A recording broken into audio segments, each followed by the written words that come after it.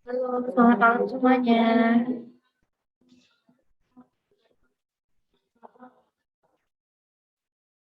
Oke, hari ini kita mulai aja ya kelasnya, karena sampai jam 8.10. Nah, hari ini kita itu akan membahas suhu dan kalor. Pertama, nah, suhu sama panas itu beda ya. Konsep suhu dan panas itu beda.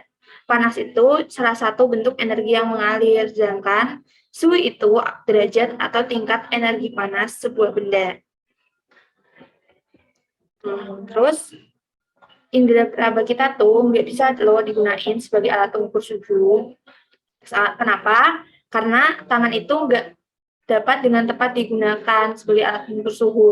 Kan kita kalau pakai tangan atau indera peraba itu paling cuma bisa ngerasain panas, hangat atau apapun itu. Nah, bukan menunjukkan angka secara detailnya, secara tepatnya. Nah, pengukur suhu dengan tepat dan bersifat standar itu dalam artian atau dalam artian bisa dipakai secara internasional itu dinamakan termometer. Nah, dalam standar internasional suhu itu dinyatakan dalam satuan Kelvin.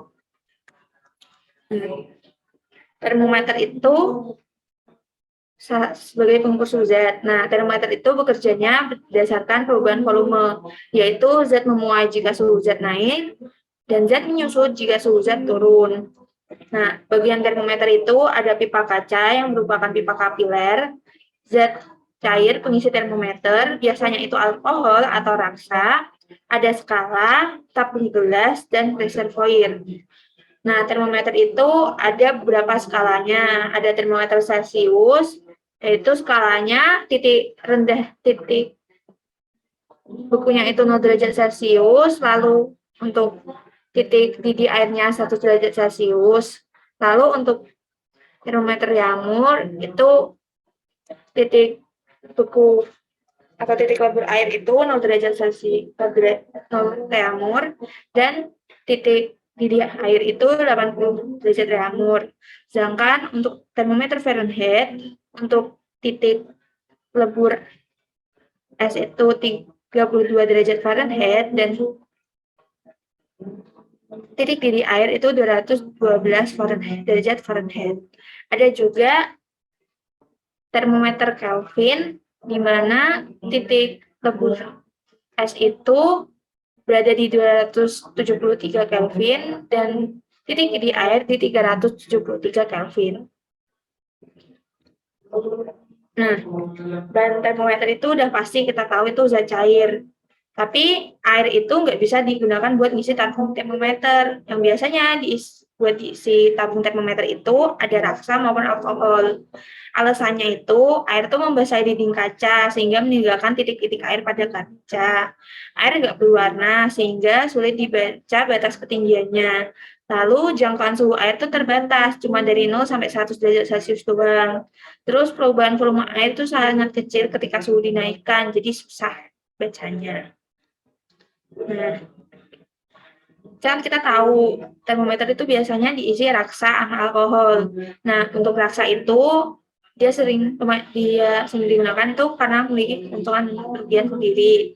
Keuntungan pakai raksa itu mudah dilihat soalnya mengkilap. Terus pemuaiannya teratur, dia nggak membasahi dinding kaca. Terus jangkauan suhunya tuh besar dari -39 derajat Celcius hingga 357 derajat Celcius. Cuman raksa itu harganya mahal. Terus kalau suhunya tuh rendah banget, dia tuh nggak bisa dihitung. Terus raksa juga merupakan bahan beracun. Nah, untuk alkohol juga salah satu jenis jasa yang sering digunakan. Keuntungannya itu harganya murah, dia itu lebih teliti untuk perubahan yang sangat kecil karena pemuaiannya cukup besar. Titik bekunya juga rendah, nyampe -120 derajat Celcius. Tapi dia juga punya kerugian. Salah satunya tuh titik didih dia tuh cuma di 78 derajat Celcius, sehingga nggak bisa buat mengukur suhu tinggi. Dia tidak berwarna, sehingga harus ditambah dengan pewarna agar bisa dilihat, dan alkohol itu juga membasahi dinding kaca. Nah, ini adalah perbandingan secara Celcius dan skala yang lain. Jadi Celsius itu titik bawah 0 derajat Celcius, titik atas 100. Jadi selisih antara titik atas dan titik bawah itu 100. Untuk Reaumur, titik bawah 0, titik atas 80. Sehingga selisihnya itu juga 80 derajat. Dan Fahrenheit itu 32 sebagai titik bawah dan titik atas 212. Selisihnya adalah 180. Untuk Kelvin, termometer Kelvin itu memiliki selisih atau jumlah skala yang sama dengan Celsius. Tapi titik tetapnya itu 273 Kelvin. Jadi titik atasnya adalah 373 Kelvin. Nah, tahu nggak sih di suhu 0 derajat Celcius, benda itu masih bisa bergerak loh. Sedang karena itu, Celsius tidak dinyatakan sebagai suhu mutlak. Suhu mutlak itu adalah suhu 0 Kelvin, di mana setiap sesuatu yang berada di suhu tersebut benar-benar nggak bisa bergerak. Ini ada beberapa rumus perbandingan skala Celsius dengan lainnya. Perbandingannya itu menggunakan selisih dari titik tetap atas dan titik tetap bawah. Untuk Celsius ke Reaumur perbandingannya 5:4, Celsius ke Fahrenheit 5:9. Cuman biasa ada min 32 atau plus 32-nya. Sedangkan untuk Reaumur ke Fahrenheit perbandingannya 4:9. Sama, karena titik tetap bawahnya itu 32, selalu ada 32 di entah min atau plus di perhitungannya.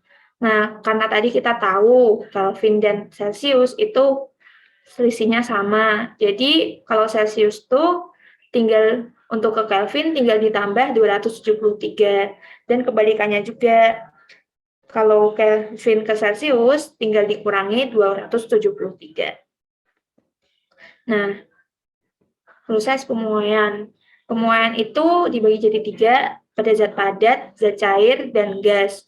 Untuk pada zat padat, itu ada 3 jenis pemuaian. Ada pemuaian panjang, pemuaian luas, sama pemuaian volume.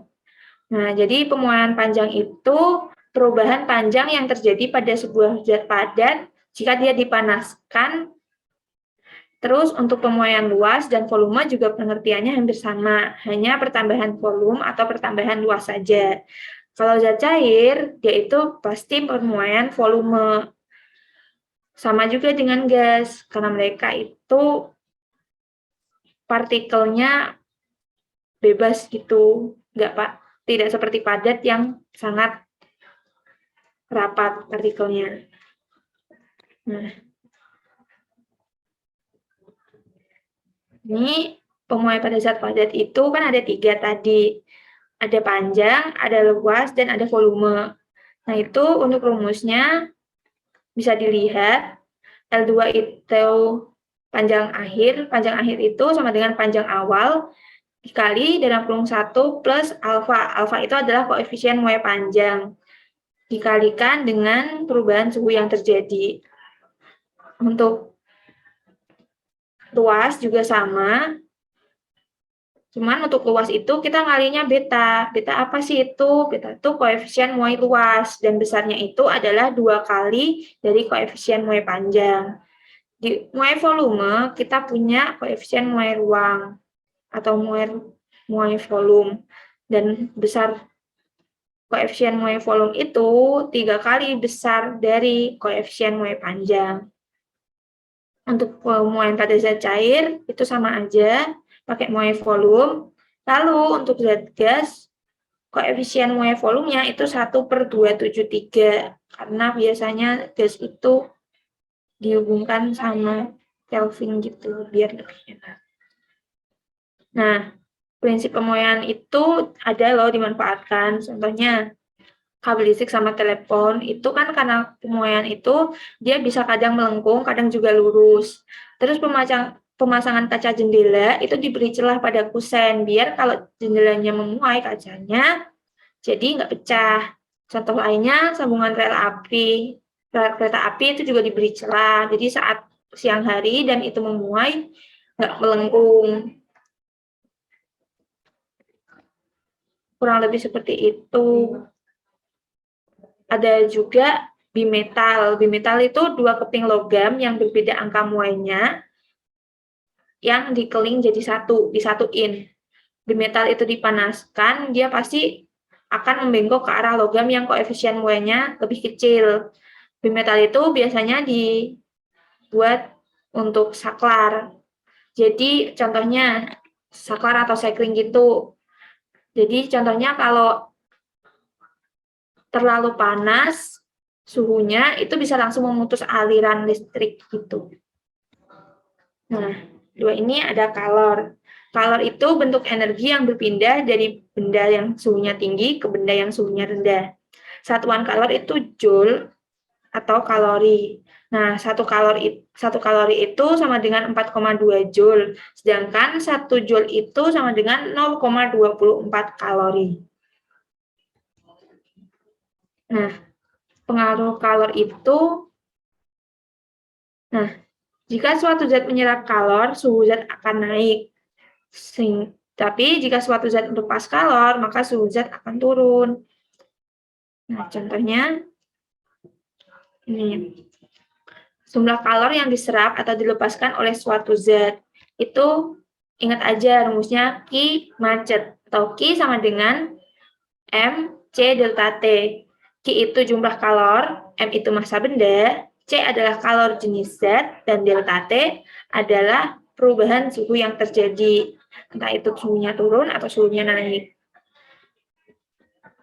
Nah, kalor jenis itu adalah banyaknya kalor yang diperlukan untuk menaikkan suhu 1 kg zat sebesar 1 derajat Celcius atau 1 derajat Kelvin. Ada juga kapasitas kalor. Kapasitas kalor itu kemampuan sebuah zat menyerap kalor untuk menaikkan suhunya menjadi 1 derajat Celcius atau 1 derajat Kelvin lebih tinggi.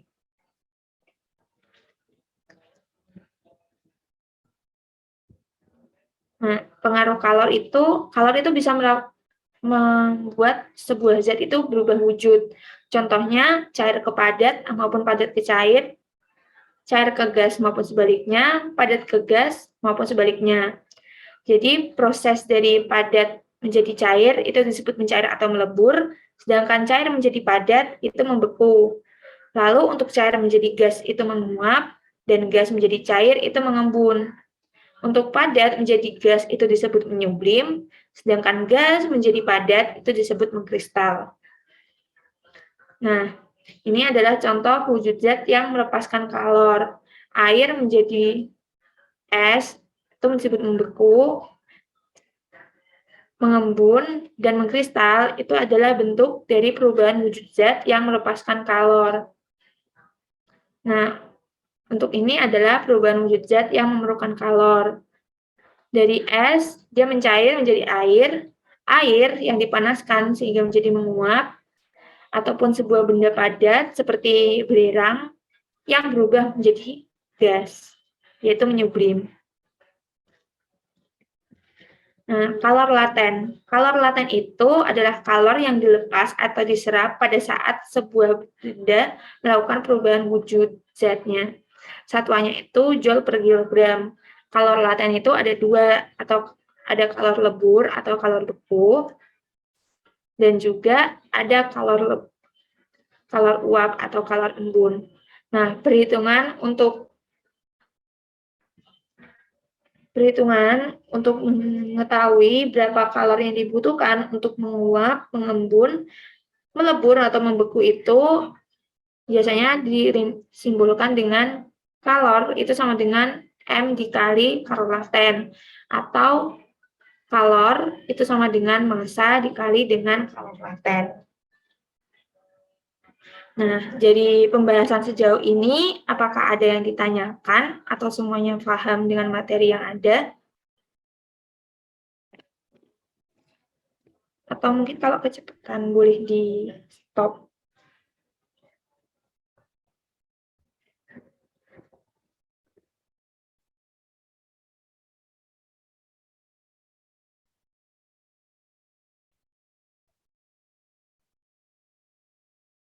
Nggak ada. Apakah ini bisa dilanjut? Oke. karena mungkin nggak ada pertanyaan, kita lanjut aja. Nah, ada nih beberapa cara dari penguapan itu untuk dipercepat. Yang pertama itu dipanaskan atau dinaikkan suhunya. Contohnya itu kita ngejemur pakaian di bawah sinar matahari. Kan dia dapat panas nih. Nah, suhunya naik karena dapat panas dari sinar matahari. Jadi air di dalam baju itu jadi cepat menguap. Yang kedua itu memperluas permukaan zat cairnya. Contohnya kopi panas yang dituangkan di atas cawan yang lebar biar cepat dingin. Atau pakaian basah yang dijemur itu dengan cara direntangkan atau diperluas permukaannya. Atau lalu yang selanjutnya mengalirkan udara di atas permukaan zat cair atau bisa disebut mengurangi tekanan udara pada permukaan zat cair. Contohnya itu meniup minuman yang panas untuk segera mendinginkannya. Nah, lanjut ke perpindahan kalor. Kalor itu berpindah dengan 3 cara, konduksi, konveksi, dan radiasi. Konduksi itu perpindahan kalor melalui zat perantara tanpa disertai perpindahan partikel-partikel zat tersebut. Konduksi ini biasanya terjadi saat kita memindahkan kalor menggunakan benda padat. Contohnya saat kita memanaskan logam. Nah, kita pasti memanaskan logam di sisi A. Tetapi kita akan memanaskan logam di sisi A. Tapi di sisi B kita juga akan merasakan panasnya setelah sekian waktu, pasti di B kita akan merasakan panasnya. Itu adalah salah satu perpindahan kalor melalui zat perantara tanpa perpindahan tersebut atau konduksi. Biasanya itu yang digunakan itu adalah logam. Contoh itu besi, baja, kuningan, tembaga, aluminium, ataupun logam yang lain karena mereka itu konduktor atau penghantar kalor yang baik. Nah, untuk penghantar kalor yang tidak baik itu nyebutnya isolator. Contohnya itu kayu, kaca, bol, kertas, dan plastik. Jadi kalau mereka dikasih panas, itu nyebarnya nggak terlalu bagus. Tuh. Atau biasanya bisa kita ketahui, pokoknya yang bukan logam, penghantaran kalornya itu buruk. Nah, lalu selanjutnya ada konveksi. Konveksi adalah perpindahan kalor melalui zat perantara disertai perpindahan partikel-partikel zat tersebut. Konveksi itu biasanya terjadi di zat cair dan gas. Konveksi terjadi karena perbedaan massa jenis zat. Saat dipanasin, massa jenis zat itu berubah. Contoh-contoh konveksi itu terjadinya angin laut. Jadi, angin laut pada siang hari itu tekanan udara di laut itu tinggi. Pada siang hari, air itu lebih lama dinginnya dibandingkan daratan. Karena itu tekanan di laut itu tinggi, sedangkan tekanan udara di daratan itu rendah. Karena itulah angin bertiup dari laut menuju ke darat. Lalu, untuk angin darat, daratan itu lebih panas daripada laut saat malam hari. Jadi tekanan di daratan itu lebih tinggi daripada di laut, sehingga angin bertiup dari daratan menuju ke lautan. Lalu sistem pendinginan mobil atau radiator itu juga memanfaatkan konveksi, pembuatan serobong asap, dan yang terakhir itu adalah lemari es. Nah, perpindahan kalor yang terakhir itu adalah radiasi atau biasa disebut pancaran. Radiasi adalah perpindahan kalor tanpa zat perantara. Jadi tanpa harus ada perantara pun kalornya itu nyampe. Contohnya itu sinar matahari yang sampai ke bumi. Kan di luar angkasa itu nggak ada zat ya, cuma ruang hampa. Tapi panas matahari tetap sampai ke bumi. Itu karena adanya radiasi dari matahari yang sampai ke bumi. Nah, permukaan hitam, kusam, itu merupakan penyerap dan pemancar radiasi yang baik. Sedangkan permukaan putih atau mengkilap merupakan penyerap atau pemancar radiasi yang buruk.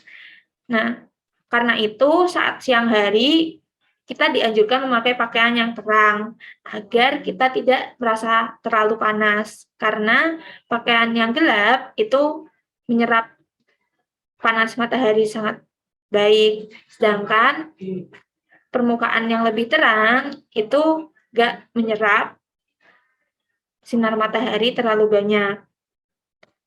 Nah, bagaimana cara kita mengetahui adanya pancaran kalor atau tidak? Kita itu bisa menggunakan alat yang disebut termoskop. Nah, ini adalah pemanfaatan perpindahan kalor dalam kehidupan sehari-hari. Nah, di panci masak itu kan, pancinya itu dibuat dari bahan konduktor, logam, aluminium, atau benang biasanya. Itu manfaatkan itu karena aluminium adalah bahan yang baik dalam menghindarkan besi, dalam menghindarkan panas. Tapi di pemegang panci atau pemegang tutup biasanya itu menggunakan bahan plastik atau bahan isolator sehingga saat dipegang itu tidak panas karena bahan isolator kita ketahui merupakan bahan yang tidak baik saat dalam pemancaran atau perpindahan kalor. Nah, selanjutnya termos. Nah, termos itu di dalam termos itu ada beberapa ruang dan salah satu ruangnya itu adalah ruang hampa, di mana itu membuat cairan di dalam termos itu tidak bisa berubah suhunya. Kan contohnya ini dalam ini diberi air panas. Nah, itu ada mekanisme sehingga air panas itu walaupun kita simpan lama sekali dalam termos, itu dia nggak bakalan hilang suhunya, dia bakal tetap panas terus karena adanya ruang hampa itu di dalam termos. Lalu untuk setrika, nah itu ada sebuah perubahan dari energi listrik menjadi energi kalor yang akan dialirkan ke plat besi yang ada di setrika ini, yang dimanfaatkan sebagai pelicin pakaian, itu membuat pakaian jadi lebih bagus, lebih rapi. Nah, oke. Sampai sini, apakah ada hal yang akan ingin ditanyakan sebelum kita mungkin nanti lanjut ke latihan soalnya?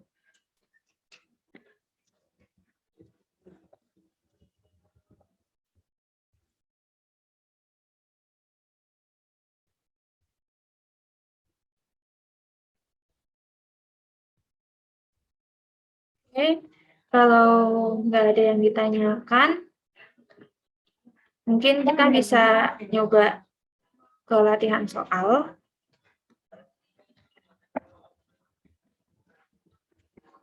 Nah, soal yang pertama, kalau jenis itu suatu benda itu menyatakan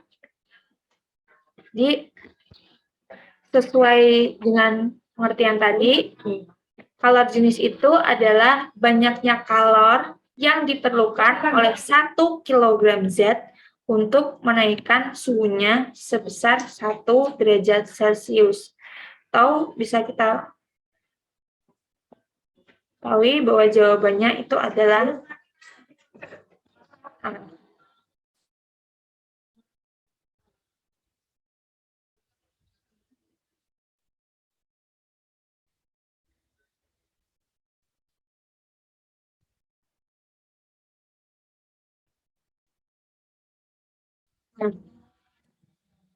suhu. Satuan suhu dalam sistem internasional adalah, boleh nih kalau ada yang tahu dijawab. Kelvin. Oke, benar. Satuan suhu dalam sistem internasional itu Kelvin. Kenapa sih Kelvin tuh bisa jadi satuan suhu dari sistem internasional? Jadi, di antara semua itu, titik 0 derajat dari setiap satuan suhu itu, di antara Celsius, Reaumur, dan Fahrenheit, titik 0 derajatnya itu ada benda-benda itu masih bisa bergerak, masih ada udara dan lain-lain yang bisa bergerak gitu loh. Sedangkan untuk Kelvin, di suhu 0 derajat suhu 0 Kelvin itu disebut suhu 0 mutlak, itu tidak ada udara ataupun benda yang bisa bergerak sama sekali. Jadi karena itu Kelvin lah yang lebih dipakai dalam suhu sebagai satuan suhu sistem internasional.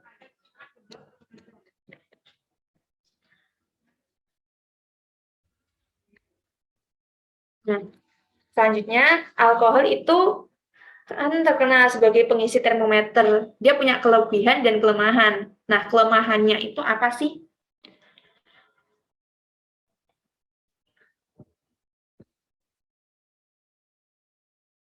Kan tadi ada nih alkohol membasahi dinding tabung, nggak berwarna. Yang satu lagi apa sih?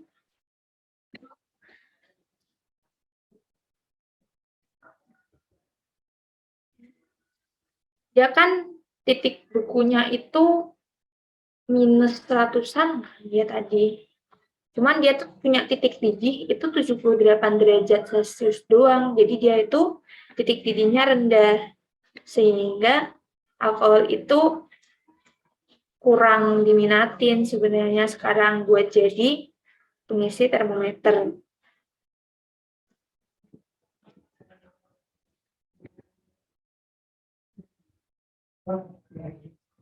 Selanjutnya, raksa. Raksa itu juga salah satu zat pengisi termometer. Dia punya kelebihan dan kelemahan.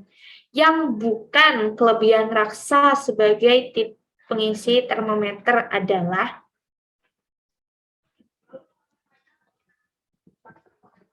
raksa itu dia warnanya kan mengkilap karena dia logam. Jadi mudah dilihat. Dia juga pemuaiannya teratur. Karena logam itu, raksa itu memiliki gaya antar partikelnya itu tinggi. Jadi dia tuh lebih daya ikat antar partikelnya tuh lebih kuat daripada gaya ikat antara raksa dengan dinding kaca, sehingga dia tuh nggak membasahi dinding kaca. Cuman raksa itu mahal. Sama apalagi ya yang bukan. Salah satu kelemahan raksa itu apa aja?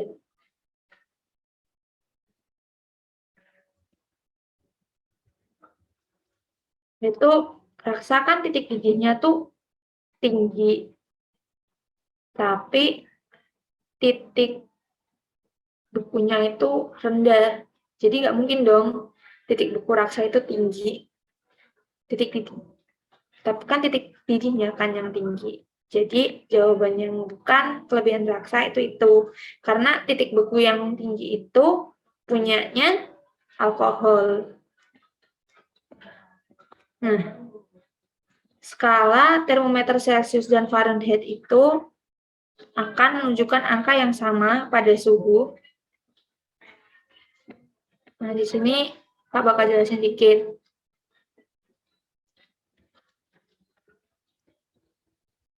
Kan kita tahu bahwa suhu Celcius itu sama dengan 5/9 dikali suhu Fahrenheit dikurangi 32.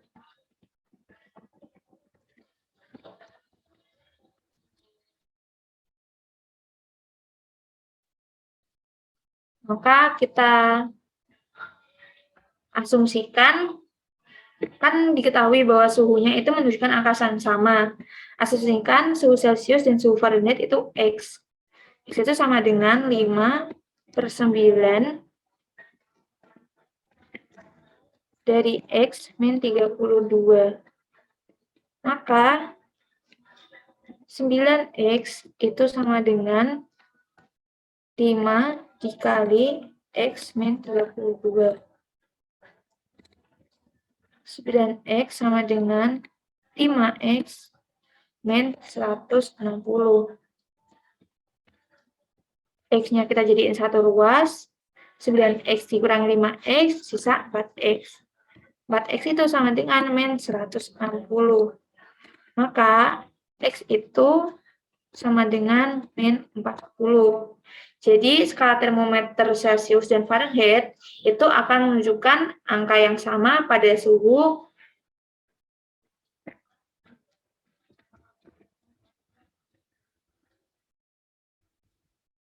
minus 40 derajat Celcius atau minus 40 derajat Fahrenheit.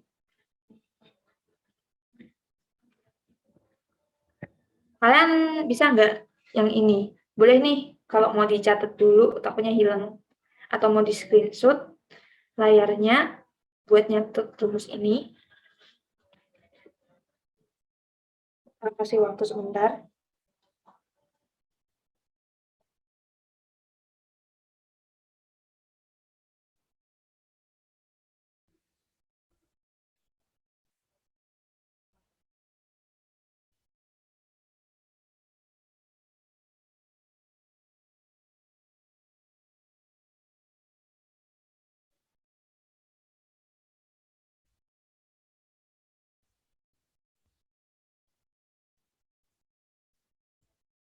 Kalau udah selesai, ini mungkin dicatat atau di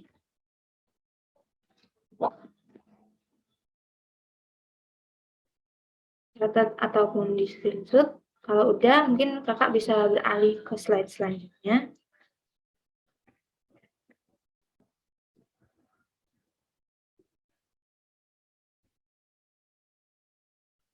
Dulu. Dalam sebuah pengukuran suhu, termometer Fahrenheit menunjukkan suhu 130 derajat Fahrenheit. Apabila pengukuran tersebut menggunakan termometer Yamur, nilai yang ditunjukkan itu adalah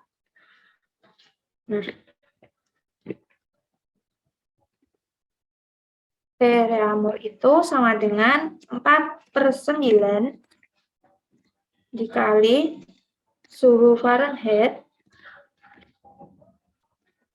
kurangi 32. Maka T Yamur itu sama dengan 4/9 kali 113 min 32.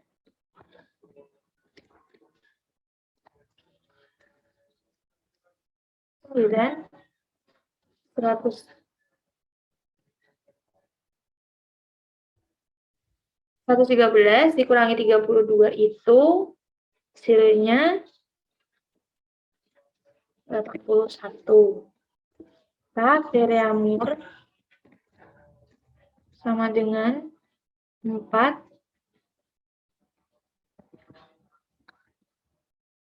dikali 9. Atau Yamur itu sama dengan 36 derajat Yamur.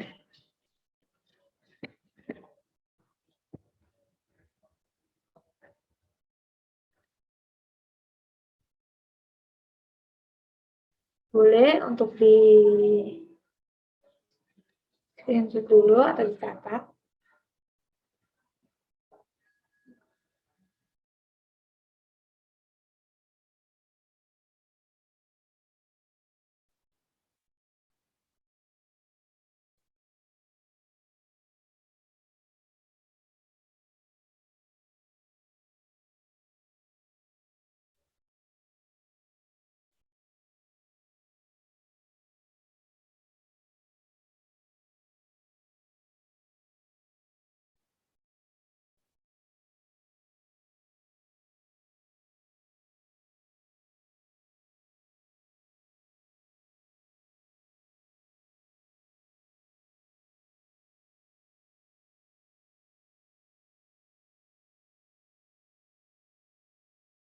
Bisa kita lanjut ke slide selanjutnya.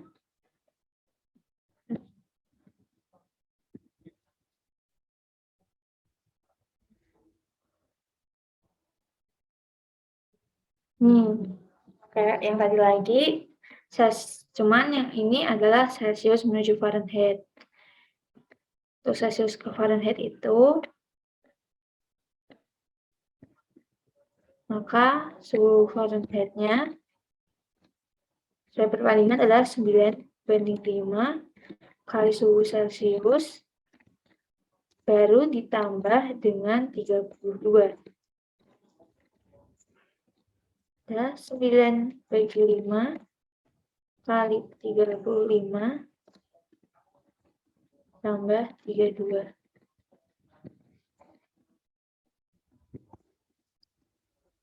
Keluarannya sama dengan 9 kali 7 tambah 32. 63 ditambah 32. Suhunya adalah 95 derajat Fahrenheit.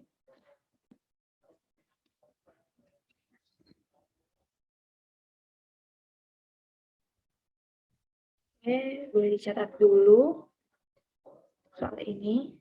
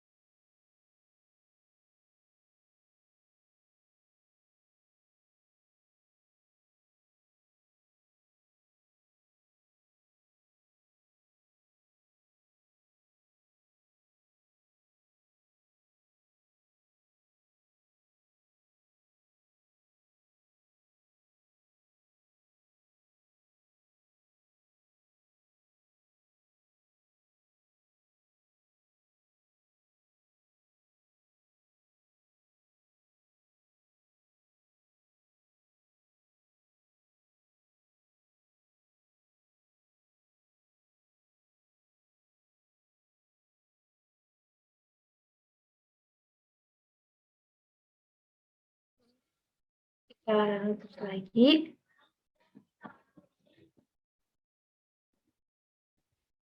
Untuk lanjut ke soal selanjutnya. Nah, batang aluminium massa 2 kg mengalami kenaikan suhu sebesar 25 derajat Celcius jika kalor jenisnya adalah 900 Joule per kilogram derajat Celcius, maka kalor yang diperlukan seperti tadi, Q sama dengan MC delta T, sehingga Q itu sama dengan massa atau 2 kg dikali kalor jenis, berarti 2 dikali 900 dikali delta T ataupun perubahan suhu. Jadi 2 dikali 900 dikali 25. Yang mana itu nanti menghasilkan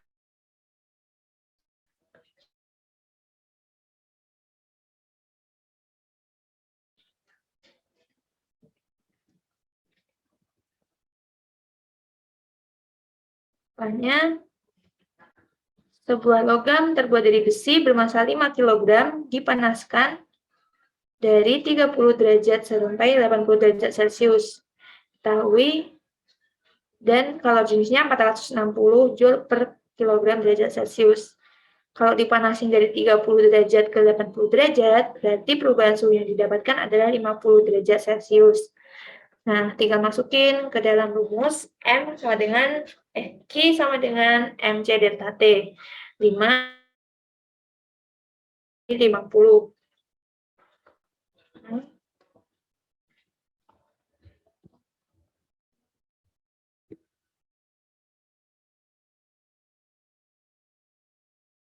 115.000 Joule atau 115 kilojoule hasil yang didapatkan. Nah, ini ada salah satu asas yang digunakan dalam ini. Kita akan nanti menggunakan rumus yang dinamakan asas Black, di mana kalor diterima itu besarnya sama dengan kalor dilepas.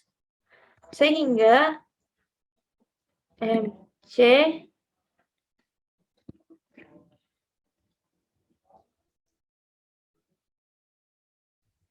T campuran itu sama dengan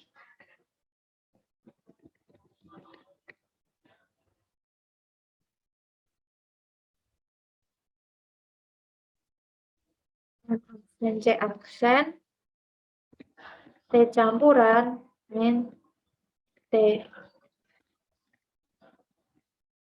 N. Nah, bisa kita masukkan 1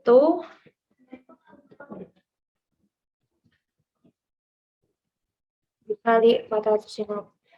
Massa besi dikali skala jenis besi dikalikan suhu besi dikurangi suhu campuran. Nah, di sini kita ubah suhu campurannya dengan variabel A. Itu akan sama dengan massa air dikali kadar jenis air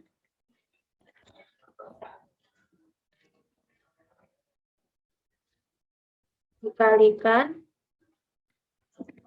dengan suhu campuran dikurangi suhu air.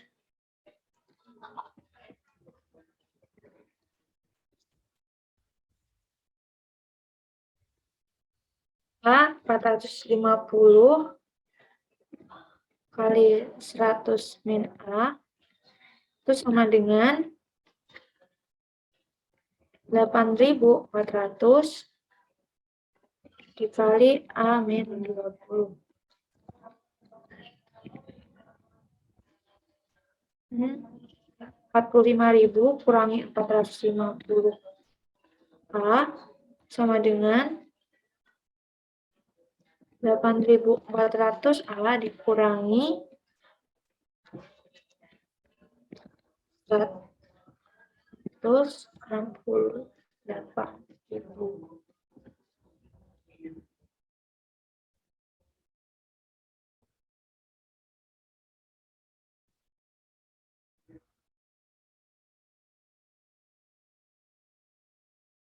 Tapi kita satukan jadi satu ruas itu 8.400 A 450 A sama dengan 168.000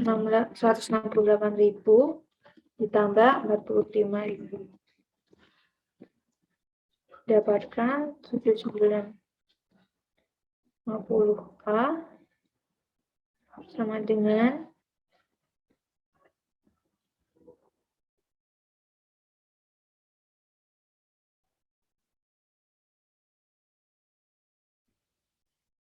213.000. Nah, didapatkan A adalah